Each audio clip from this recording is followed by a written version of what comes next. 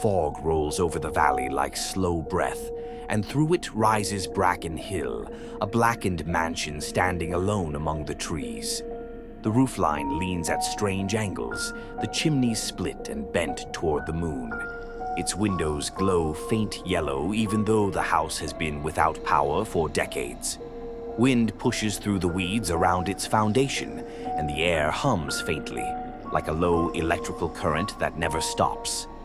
Some say a caretaker still lives there. Others say the house doesn't need one. Just after midnight, 3 urban explorers arrive in a dented SUV. Their headlights slice the fog in two, then die as they park at the edge of the overgrown drive. They film everything for their channel, for clicks, for proof. The lens shakes as they walk up the path.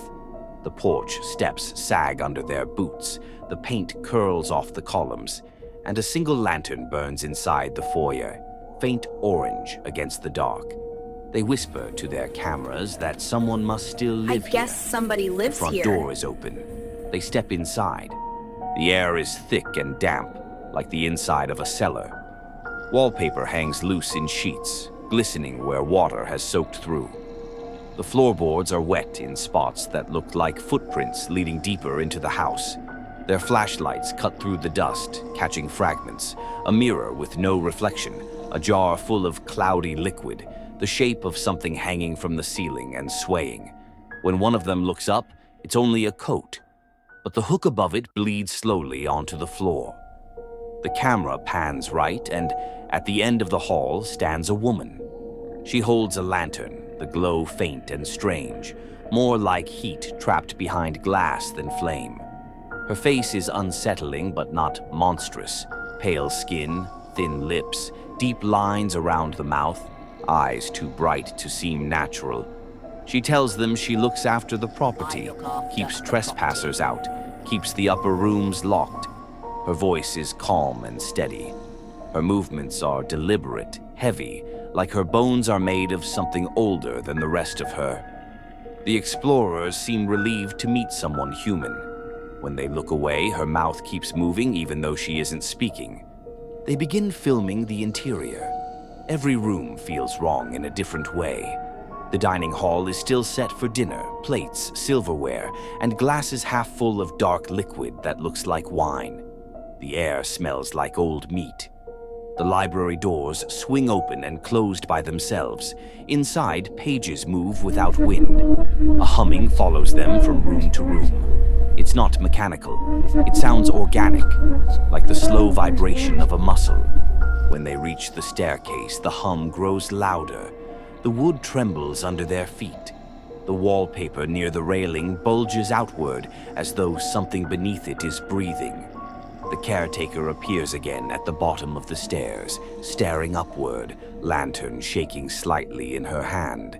Her expression is not fear, it's anticipation. They reach the music room. A grand piano sits against the far wall, its wood warped by moisture. One unbroken string hums by itself. When one explorer kneels to film it, a drop of liquid falls onto his shoulder. He wipes it off. It's warm and red. Another drop hits his hand, then another. The ceiling above him darkens. A shape falls through. The thing that lands is shaped like a bat, but the size of a man. Its wings spread in jerks, slick and shining. Its body pulses with red light that glows under translucent skin. Its mouth opens in a sharp line, revealing a tubular proboscis that twitches as it smells. It strikes. There's no scream, only the sound of feeding. Rhythmic, wet, mechanical. The bat lifts him upward through the broken ceiling, vanishing into the dark. Above, dozens of others stir, wings unfolding in slow motion. Blood drips from the hole in the ceiling like rain. The 2 remaining explorers back away, shaking. They flee down the hall, their flashlights jittering across wallpaper that seems to move with them, swelling and shrinking like lungs. The caretaker appears again near the base of the stairs, her face lit from below by her lantern, her eyes glinting like wet stone. She's whispering to the light, her voice thin and desperate. The glow brightens until her features blur. When she turns, blood runs from her nose. She wipes it away and keeps whispering. In the faint red glow of her lamp, she looks half dead, half lit from within. The remaining explorers push into the dining hall. The table is spotless now. The glasses are full again. The dark liquid ripples as if stirred by a heartbeat. A fluttering sound rises inside the chimney. One of them looks up. The black shape rushes down like smoke solidifying midair. The bat lands on the table, dishes shattering around it. It crawls toward them on all fours, moving too fast, its claws scraping the wood. It catches the nearest one by the throat. The other watches in horror as the creature folds its wings over its prey, cocooning both in darkness. The sound of feeding echoes through the hall, suction, then silence. When the wings unfold again, the body beneath is drained white. The bat lumbers back toward the fireplace, dragging the empty skin like a rag. The caretaker enters behind it, eyes wide, mouth trembling. She drops to her knees beside the blood pooling under the table. She dips her fingers into it and presses them to her lips. For a moment, color returns to her cheeks. Her breathing steadies, her spine straightens. Then she collapses, shaking, whispering that she tried over and over. The final explorer, Mara, hides in the library. The doors close on their own, muffling the distant hum. Books line the walls from floor to ceiling. Many are ledgers and journals. Some are written in a hand so old the ink has faded to brown. By candlelight, she reads fragments. Sustain the organ through transfusion. She feeds when the blood is fresh. The queen's pulse must not stop, lest the foundation collapse. The realization builds like nausea. The house isn't haunted. It's alive. The bats are its circulatory system. The caretaker is its nurse. When she closes the book, she notices her candle is burning with a faint red flame. She blows it out, but the room doesn't darken. The walls glow faintly instead, veins of light running through the plaster.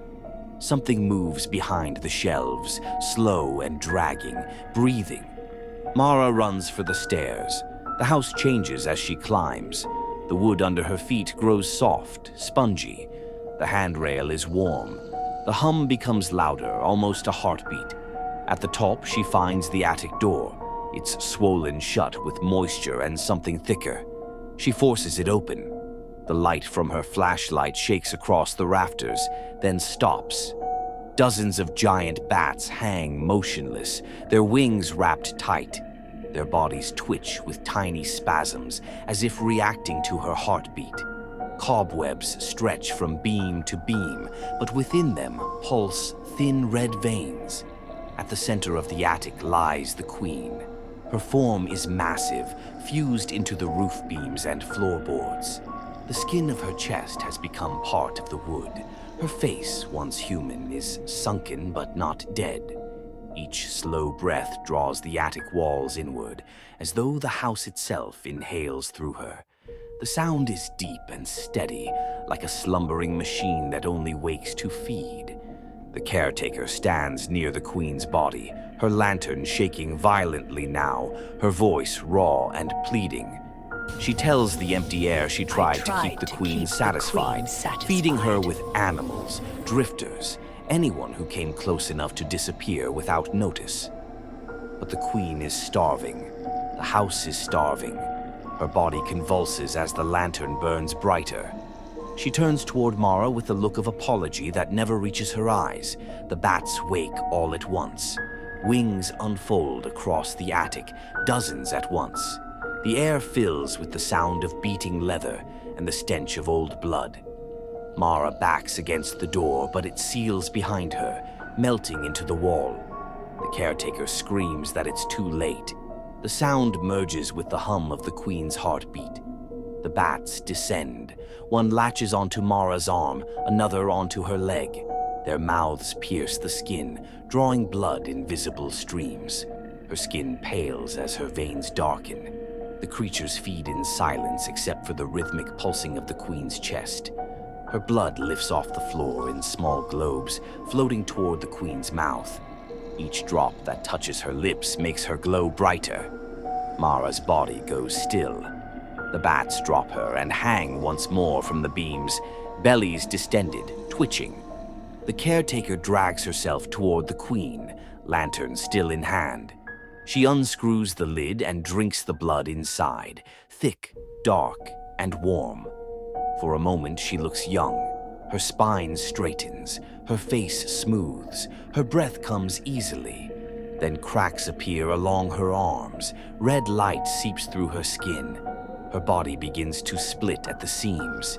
She collapses beside the queen, her lantern spilling across the floor.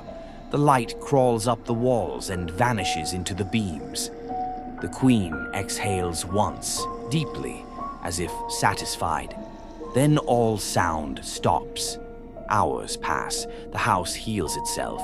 Broken wood mends, bloodstains fade, the smell of decay thins. From outside, Bracken Hill looks silent and empty again. The fog has returned, but the windows glow faint red, like coals cooling after a long burn. At sunrise, the front door creaks open slightly, letting out a thin stream of vapor that disappears in the light. Inside the foyer, the caretaker's lantern burns steadily beside the door. The wick never shortens. The flame never dims. High in the attic window, something moves. Two massive wings unfold behind the glass, slow, patient, stretching toward the sun. Some houses keep their memories. Bracken Hill keeps its hunger.